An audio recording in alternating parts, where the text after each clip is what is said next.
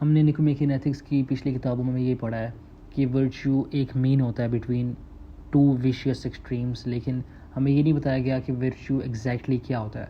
हमारे पास एक helpful understanding नहीं है वर्च्यू के बारे में, जो कि नहीं होगी until we learn what the right principle is. और to learn about the right principle we must examine the intellectual virtues. अब एरिस्टोटल कहता है in the start of the 6th book in the Nicomachean ethics, जिसकी हम आज बात करेंगे। Aristotle कहता है कि जो सोल है वो डिवाइडेड है 2 पार्ट्स में। पहला पार्ट रैशनल पार्ट, दूसरा इरेशनल पार्ट। अब रैशनल पार्ट भी फर्दर डिवाइडेड है इनटू कॉन्टेम्पलेटिव पार्ट, जो स्टडी करता है invariable truths of science and mathematics, और दूसरा कैलकुलेटिव पार्ट जो डील करता है with practical matters of human life. Aristotle फिर कहता है कि इंटेलेक्चुअल वर्च्यूज़ 5 तरह की होती हैं, जिनके थ्रू जो सोल है इंसान की वो ट्रुथ तक पहुंचती है, सच तक पहुंचती है। पहली इंटेलेक्चुअल वर्च्यू वो कहता है कि साइंटिफिक नॉलेज है which arrives at eternal truths, deduction के थ्रू या इंडक्शन के थ्रू बेसिकली।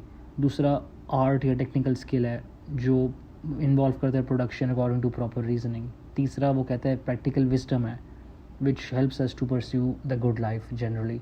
चौथा एरिस्टोटल कहता है इंट्यूशन है, जो हमें हेल्प करती है ग्रैस्प करने में फर्स्ट प्रिंसिपल्स, जिनके थ्रू हम डिराइव करते हैं साइंटिफिक ट्रूथ्स। और पांचवा विजडम, जो है एक कॉम्बिनेशन है साइंटिफिक नॉलेज का और इंट्यूशन का, और ये हेल्प करता है हमें to arrive at the highest truths of all.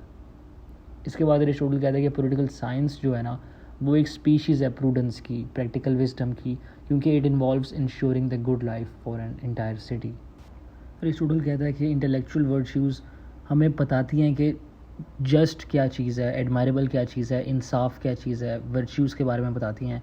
और मॉरल वर्च्यूज़ हमें बताती हैं कि जस्ट और एडमायरेबल डीड्स करनी कैसे हैं, और हमें जस्ट एंड एडमायरेबल डीड्स करने में मदद करती हैं। तो ये नॉलेज और एक्शन वाला हिसाब होगा कि once you have knowledge of something then can you put it into action. तो जिस तरह आप एग्जांपल ले लो क्लेवरनेस की या प्रैक्टिकल विजडम के बारे में, तो एक वेल डिस्पोज्ड इंसान है भी ना, वो कभी ट्रूली वर्चुअस नहीं हो सकता until they are clever, until they have practical wisdom, because these intellectual virtues help us grasp the right principles of action.